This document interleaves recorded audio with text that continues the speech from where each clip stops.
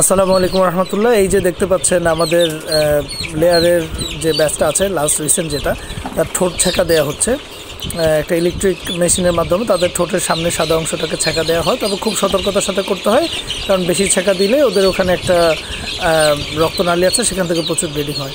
ব্যাপারটা দেখতে হয়তো আপনাদের অনেকের কাছে একটু অমানবিক হতে পারে, কিন্তু এটা ব্যাকগ্রাউন্ড বা কারণটা যদি জানেন তখন মনে হবে যে এটা খুব ভালো উপায়।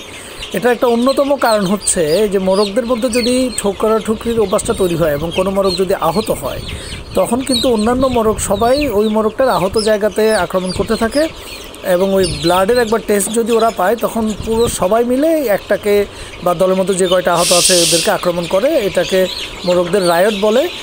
বা এই ঘটনাটা থেকে বাঁচানোর জন্য মূলত এটা করা হয়। এটা ছাড়াও তাদের খাদ্য গ্রহণের পরিমাণটা বাড়ে, HCRটা বাড়ে এবং খাদ্য অপচয় কম হয়।